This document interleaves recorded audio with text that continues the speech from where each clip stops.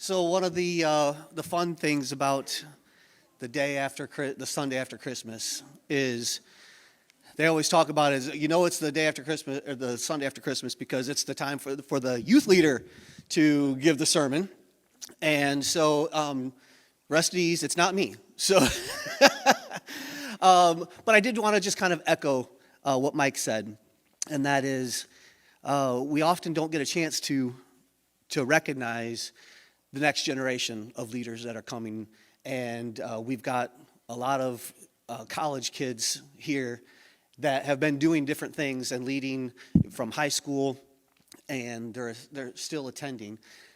And I was reading in my Bible plan, in John 6, Jesus says, he quotes Isaiah, the prophet Isaiah, saying, "And your sons will be taught of the Lord." And I thought, how fitting is that we are seeing our sons being taught of the Lord as they're leading in different areas of the church, whether it be in the back, the sound booth, up here on stage worship, or today, we're going to have Cooper come on up. He shares my last name, but you know him as recent graduate and former student ministry intern. So give a warm welcome to Cooper Ferris.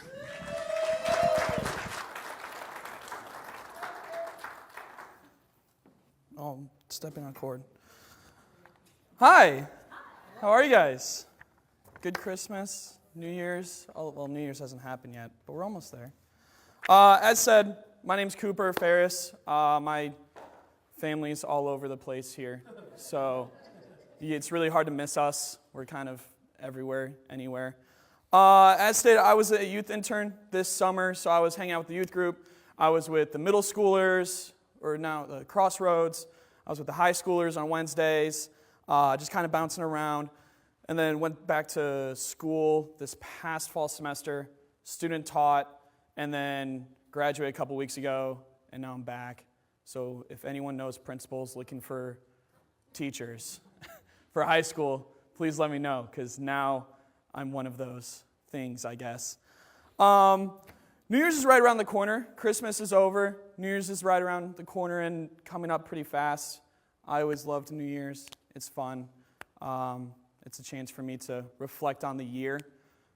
That's just something I do. I don't know, I'm a history guy. I always like to look back on stuff and see what happened, what was cool that happened, anything funny that I thought was funny that I just kind of replay in my head over and over again. Sometimes it's not good, though. You know, there's like that one person that has never apologized for that one thing that they said back in March or April, or you got news that you didn't really like, and it's not cool, and it's just not sitting well with you, and you're still trying to work through it. That happened to me. That's how I kicked off my amazing 2024 year. About a year to this day, I got an email from my professor, and she's like, "Hey, Cooper, I hope Christmas is going great." And I was like, "It's going awesome, yeah. This is going to be a great email." Then she goes, "I was meeting with all of the department heads for your major." And I said, "Great, they're talking awesome about me. This is going to be great." And then she goes, "Sadly," and I said, "Oh no." She goes, "Sadly, you can't student teach this spring semester." And in my head I said, that's crazy, because I have literally asked her after every semester, "Hey, I'm good, right? Like, I'm doing great. I'm on track." And she goes, "Yeah, man, like, you're sick. Like, good for you. Like, you're really doing it." And I was like, I know. I'm awesome. Turns out I'm not as awesome as I thought. I got some news in an email literally 2 weeks before I'm supposed to move back into school and start student teaching. I'm halfway through all these lesson plans. I'm supposed to student teach some psychology class. Knew nothing about psychology going into that winter break, fun fact. Learned a lot. Never got to use it, sadly. Cry face emoji, all that good stuff. But no, I found out that I got a C in like some psychology class. It was so dumb. It was the hardest thing I've ever done. Ugh, that psychology class was going to be the death of me. But I ended up getting a C in it, and it affected my content GPA for like the way that education majors work, you need to have a 3.0 content GPA. Well, that C knocked me below that like 3.0 line, and they were like, oh, we can try to round it up. Like if it's a 2.95 or something, then they round me up. I was 0.03 GPA like credit points from being rounded up. Yeah, it was #not fun. So they gave me a couple options. She was like, hey, I know you've worked hard, like I see it. What we can do is you can come back, you can change your major, and you can graduate with a social science degree, and we just dropped education. And what we're going to do is put you in a class, and it's going to basically crash course you over all the education classes you've done so far, and your final is just the teacher certification test. And I was like, that's kind of dumb. Like, I've worked so hard to do this. Why are we like cutting this short? And she said, my second option was that I could come back that spring semester, retake the one psychology class or make up the credits in a different way, and then I student teach in the fall. And I was like, I want to student teach. I know I'd be amazing at it. It's something I've always wanted to do. This is a literal dream of mine. So I'm just going to retake the classes and just like get some random minor. I think I ended up with like a leadership minor because I was like, I'd do things like that. It'd be nice to, have a nice, easy last semester, only worry about really one class. So that's what I did. And in that moment, I was like, not happy. It was not fun. I didn't understand what was going on. I saw right here, right now, in that moment when I'm reading this email at Little Caesars of all places. That was not fun. I was the manager, and I'm trying to lead a shift, and I'm like, oh, email. So I'm reading it, and all I can think about is I'm supposed to turn my phone off right now, put it back in my pocket. My whole life was just shifted about 4 months from my original plan. I have a screen full of orders that I'm supposed to now just make and act like nothing just happened. I could hear this phone ringing and ringing and ringing, and I'm about to go over there and just throw it against the wall because it just needs to stop. And now my plan for what Cooper's life was going to look like has been shattered. That's how my year started out. #super cool. So then my year started out that way, and I couldn't see what God is trying to do and what he's trying to tell me and point out at me. And then I think I figured it out. I do the semester, I get through the summer, working, go back, and then now I don't have a car because I got rear-ended. I know, #not fun.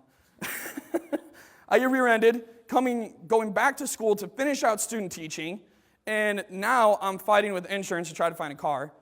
Have no idea how this is going to happen. It's been like a month and a half. And on top of all of this, as I'm trying to figure out what my career is going to look like and plan out my life, I now don't have a car. I'm also supposed to get married in July. So there's big stress from that. And yeah, it's just not going the greatest. This year has been stressful. I feel like I'm pinned against this wall. And the start of the year just wasn't fun whatsoever. It was nice. So after I got this news at the beginning of the year, I have this wise man in my life. And the youth have heard all about this wise man through stories, scriptures, advice he's given me, and all this fun stuff. And I'm struggling, and I can't figure it out. I'll never forget that when I was trying to move back to Evangel and try to just move forward with my life, try to keep pressing forward, he pulled me aside. Oh, excuse me, sorry, this is always going to choke me up. He pulled me aside, and he just hugged me. He just gave me a hug. And when he pulled away, he looked at me, and he said, that hug that I just gave you will never compare to the warmth you feel when you give the situation to God, when you engulf him in everything going on. And that just stuck with me. After that, he gave me some scripture, and that scripture is Proverbs 3, 5 through 8. So if you guys want, feel free to go ahead and go turn to that. Coincidentally, I didn't know this at the time, but then when Pastor Mike called me a couple weeks ago, he's like, hey, how's your sermon going? And I was like, it's going fantastic. And he goes, you've started, right? I said, of course. I have a good idea of what I want and kind of typed out a little bit of an outline just to get my brain just flowing. He asked me what I was struggling with. I was like, I'm trying to find like a cool scripture and stuff. And he gave me the same exact verses. He's like, hey man, like I was thinking about this. Here you go. And I was like, where does that sound familiar? Turns out it was this, like same verse I was told at the beginning of this year. So yeah, that's where we're going to spend some time in. My points are going to come from here. We are going to flip around, just a fair warning. But, that's just how it's going to go. So Proverbs 3, 5 through 9. And there's two translations that I spent some time in. I spent a lot of time in the NIV version, or not version, NIV translation, because it's easier to talk about, it's easier to say. But in my own personal study, in my own study Bible, I spend in the ESV. So I'm going to read you guys the NIV and then the ESV, unless we have volunteers. Okay. As a teacher, I always have to ask. Okay, so I'll read the NIV version. They're going to sound a little bit alike, but different translations. There's going to be like a little bit of different vocab and stuff. So the NIV version says, trust in the Lord with all your heart and lean not on your own understanding. In all your ways submit to him, and he will make your paths straight. Do not be wise in your own eyes. Fear the Lord and shun evil. Okay, ESV. The ESV version says, trust in the Lord with all your heart and do not lean on your own understanding. And always acknowledge him, and he will make straight your paths. Be not wise in your own eyes. Fear the Lord and turn away from evil. I love looking at different translations.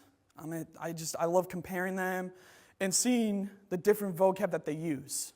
And seeing how this different vocab can impact my life, can impact my understanding of the text, and all that good stuff. That's why I have two. The majority of the sermon today we're going to spend in the ESV. I'll let you all know when we kind of switch over to the NIV version. It'll be pretty obvious. But again, I study my personal Bibles in the ESV, so I love to use that one. So my first point is going to come out of Proverbs 3:5. Which says, trust in the Lord with all your heart and do not lean on your own understanding. And what's cool about this first verse is it's kind of split up for you. There's like little part 1, part 2. So part 1 says, trust in the Lord with all your heart. And I was like, all right, Ferris, like we got this. Let's use our brain power. Let's think. What can we get out of this? And there's two big questions that came up. And the first question that came up for me was, what does it look like to trust with your whole heart? What does it look like for me to move forward with the news that I was just given at this beginning of the year and trust that God has me and trust that he has a plan? What came to mind as well was that was sports. Sorry, with sports. And in sports, there's a bunch of sayings where you train like it's a game and then you play the game like it's your last. Or put it all out on the field, leave it all out on the court. And what's really cool about those sayings is if you ever go watch like a kid play a game, it is very easy to tell who wants to be there and who doesn't want to be there. When I was in high school, I had the chance to sit there and help coach my younger brother's team. And it was always obvious which kid loved to play soccer. His face was beet red every time he stepped on that field. He refused to come out, even if like one of us had to walk out and like coax him off, like, hey, like you got a sub, it's fine. Like It's not that deep, buddy. Like, you played a really good game. You scored like 4 goals, so we got to get you off the field. And he left it all out there. But it's really easy to tell what kid doesn't want to be there. Dragging their feet whenever the team is coming at them, just, he ran by, coach. I tried. I'm sorry. Or there's always that funny video that you find on the internet where the kid is sitting crisscross applesauce on the field blowing dandelions, which is always hilarious to watch. But it's easy to tell who wants to be there and who doesn't. It's easy to tell in our jobs and in our professions who wants to work and who does not want to work. Anytime a problem comes up, who's the first one to say, hey, I would love to help with this. I would love to step up and try to solve this issue. And who says, it's noon, I'm hungry, I'm going to go to lunch. Or who says it's 5, I think, 30 minutes isn't going to kill anyone, I'll just head out. It's easy to tell who wants to leave it all out on the field, who wants to put their whole heart into it, which leads me to my first point A right there. When we are trusting God with our whole heart, we are giving everything we have to Him. So what does that mean? What does that look like? We are surrendering all of the junk, all of our feelings to Him. When we are doing something, we're coming off red-faced, out of breath. We are the guy or the kid that is running after God, that is running full sprint, consistently, red-faced to what God has for us. This is when we're going to play a little game called Flip the Pages. You were warned, I'm so sorry. But this is when we're going to flip now to Philippians. We're going to read Philippians 4:6. It says, let your reasonableness be known to everyone. The Lord is at hand. Do not be anxious about anything, but in everything be prayer with thanksgiving. Let your requests be made known to God. What's cool about this verse is it was written by Paul. This is one of the letters that he wrote. He wrote a lot of letters. I don't know if you guys have heard about him. Paul wrote this letter. At the time, dude's in jail. He is locked up. He doesn't know what's going to happen tomorrow. His life is on trial. He doesn't see where God is sending this letter, or he doesn't see where God is leading his life. He just knows he's in jail. That's what's going on. He doesn't know if he's going to have it tomorrow or the day after that. He doesn't know when the next meal is going to be. He has stress, and yet he looks at us and he challenges us to pray with thanksgiving and give it to God.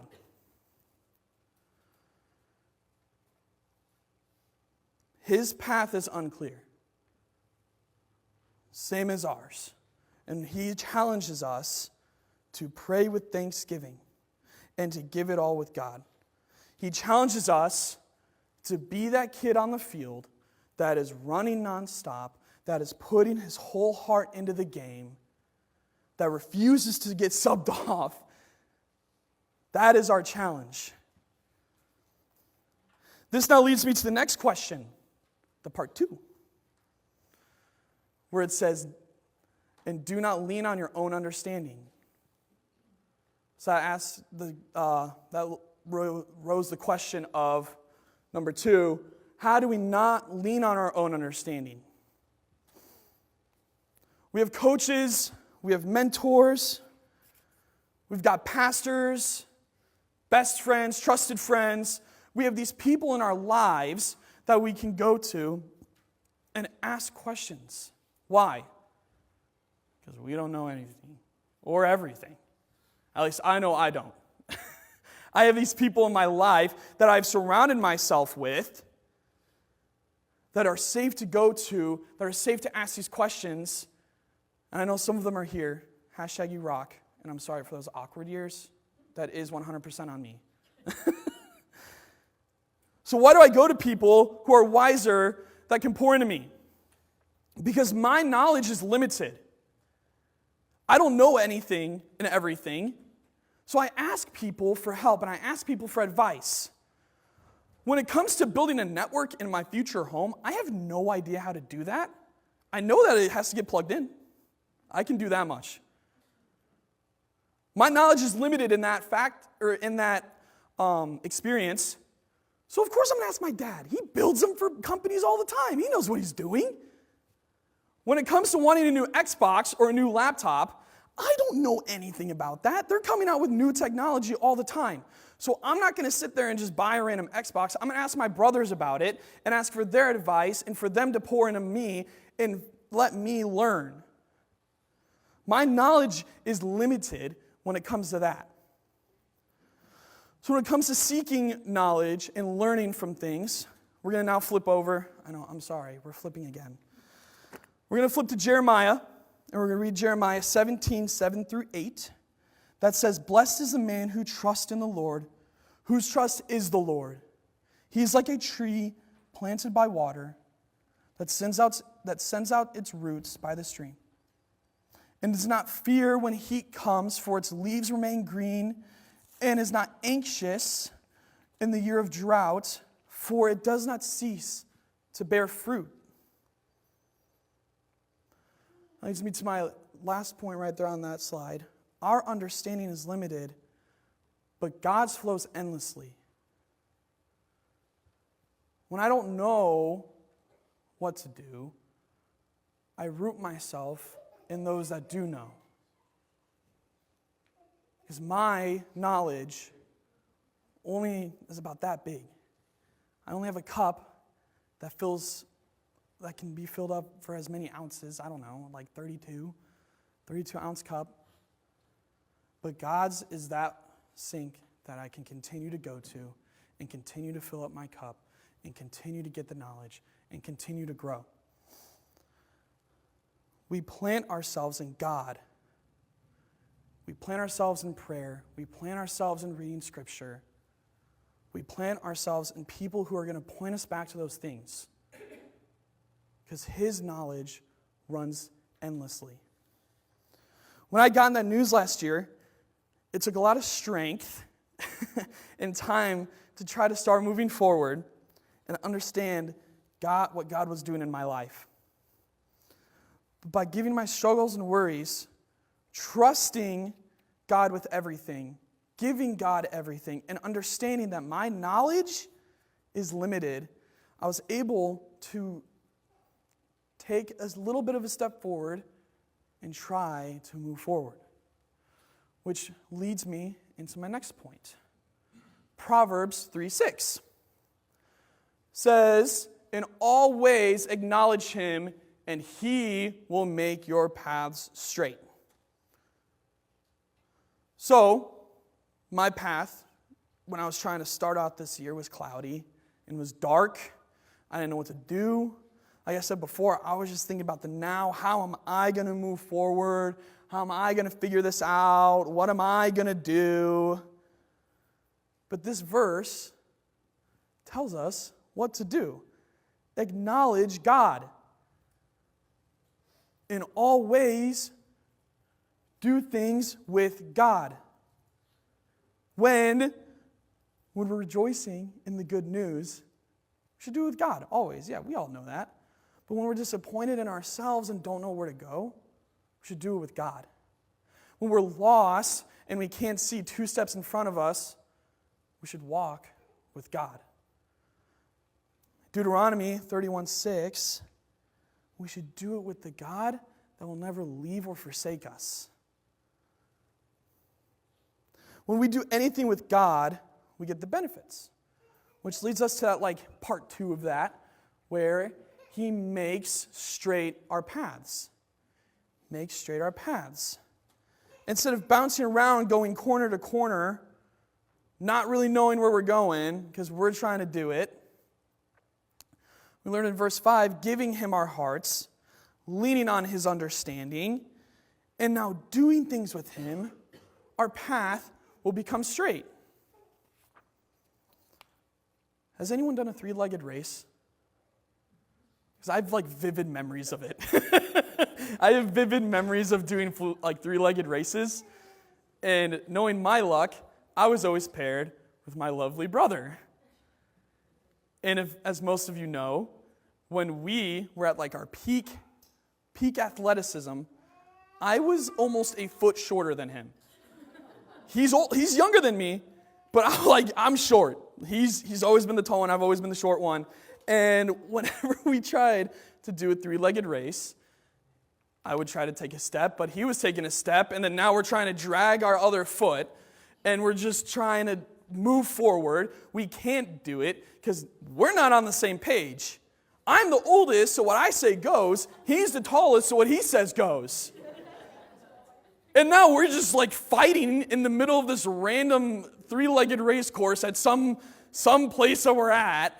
And before we know it, we're throwing elbows trying to drag our other leg. It doesn't work. We're going back and forth from any border on this track, and we lose. And then now I'm mad because we lost and I'm competitive. He's mad because he lost and I wasn't listening to him. It was a whole thing. Doing things with God is a lot like a three-legged race. If we're not communicating with him, and we're not trying to take that step with him, and we're kind of trying to just do it ourselves, we're going to lose the race. We're going to bounce all over the track. And we're going to be mad because we lost the race. But when we do all things with God, when we do it with God, we will stay on the track. We will move in a straight line. And we'll probably win the race because we're awesome. Let's be honest. Do all things with God. Do them in the bad. Do it in the good. And he will make your path straight. Communication through prayer, scripture, meditation, whatever helps you hear God's voice. And the good will happen. The path will be made straight. Okay, next point, Proverbs 3:7. This is when we're going to kind of change versions a little bit. I'm going to read from the NIV. You don't have to do anything on your phones or try to go find a new Bible, I promise. It's okay. I have it for us. I thought I had for y'all. Okay, right there at the top, it says, "Be not wise in your own eyes, and fear the Lord and turn away from evil." So this ESV version says turn away from evil. And when I was reading that, of course in my Bible, I was thinking, okay, turn away from evil. I was always told by my parents, whenever I see something bad, just kind of turn away and walk away. You don't want to be involved in that. So when I see evil, I'm going to turn and I'm going to run away. I'm not going to go near it because it's bad and it's scary and nobody wants to be part of that. We physically turn because there's harm or, I don't know, there's just something scary over there. So we don't go near it. The NIV version, instead of saying turn away from evil, it says to shun evil. I don't know why, but shun just feels powerful, feels better. If I'm turning away and running, I don't know, we all do that. But shunning evil means something different. It means something just, I don't know, it feels like a gavel, hitting that judge's desk, bang, shun evil, don't do it. Has anyone been shunned before? I have. I definitely have. I just didn't want to be alone here. If I am, it's okay. I'll get over it. Elementary school is fun for me. I met my best friend. Him and I are still best friends. I don't know how many years. We're old now. It's a whole thing. We got in this argument on the bus in the morning. It was so dumb. We got in an argument over Star Wars of who's the best villain. And he was like, Darth Maul. Darth Maul is the best villain because of all these reasons. And I said, you're an idiot. Absolutely not. It's Darth Vader. Darth Vader's the best villain. Hands down. And I still stand on that. And he goes, "You're wrong." I said, "You're wrong, I'm right." He said, "No, I'm right, you're wrong." And it was a whole thing, the whole bus ride. And then we're going to get off the bus, and he looks at me and goes, "You're shunned." I said, "Huh? What? That's not how this works." And he goes, "I'm not talking to you until recess."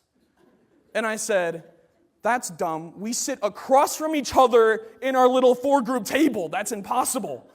He goes, "You're shunned. Don't talk to me." And he walks away. Okay, not walks away. This dude runs away. He's a weird kid. He runs away. So all day I walk into class and I'm like, "Trevor, like don't be like that, man. Like it's cool." And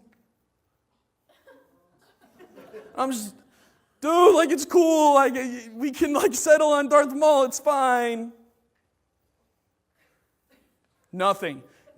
This dude didn't say a single word to me. We get to our tables. I put my stuff down. Everyone else at this little table group is talking to me except for him. And I'm like, "That's okay, whatever." Then we get to the group activities and we're reading together, and this dude walks away from me. And now I'm starting to feel like we're not friends anymore. Like, we're done. This dude's never talking to me again. See you 5th grade and all of middle school, I'm cooked. No group reading activities. He didn't talk to me then. Any group activities that we did with our 4 tables. We're like, he's right across from me. It was so dumb. He didn't talk to me. I started to feel unwelcomed in my own classroom, on my bus, with my friends. I didn't feel welcomed in at all. So what does it mean to shun evil? We're ignoring it. We're not going near it. We're leaving it alone. We're not touching it. That's what it means to be shunned. We don't even associate with it. We're not only turning and running away from it, but we're never looking at it again. We're making it feel unwelcomed in our lives. That's what it means to be shunned. Another verse that I would like to look at is 1 Peter 5, 8 through 9.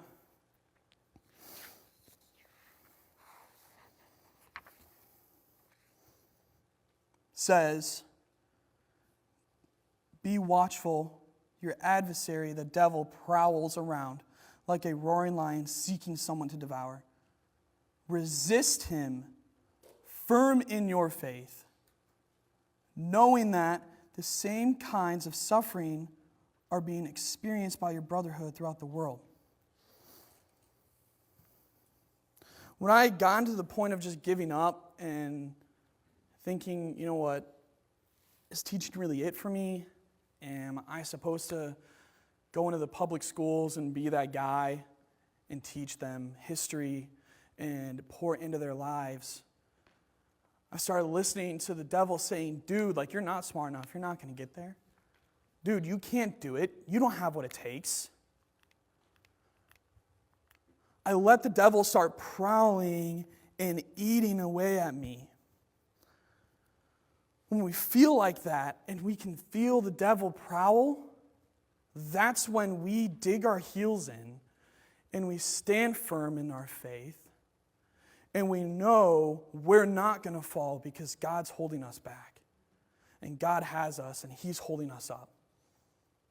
When the devil is circling us, looking at us, wanting to feast on us, we can plant our heels in and we can know we're not falling off. That the devil won't get to us because God has our back.